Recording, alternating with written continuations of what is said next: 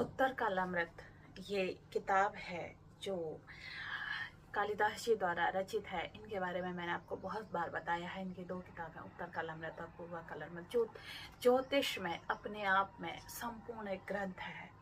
तो इसमें इन्होंने जो बताया है लग्न से सप्तम भाव हमारा सातवां यानी हमारा वैवाहिक जीवन हो गया। तो ये लिखता है ये सप्तम भाव जो है ये बाहर या वैवाहिक जीवन का भाव है।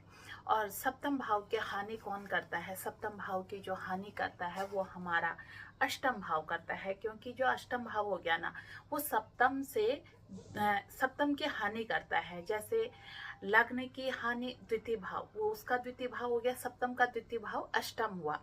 अष्टम से अष्टम भाव भी द्वितीय आता है। इसलिए इन्होंने इस द्वितीय भाव के बारे में लिखा है कि ये स्त्री की एक तरह से उस स्त्री की आयु का भाव भी है। किसकी? जिसका विवाह हुआ है उस जीवन साथी के आयु का भाव भी है। अब यहाँ पर स्त्री इसलिए लिखा है क्योंकि ये हम इसको स्त्री के अनुसार इस समय बता रहे हैं। तो उसका अष्टम, क्योंकि कालपुरुष की कुंडली में देखा जाए तो अष्टम भाव हमारा क्या है? आयु का भाव है।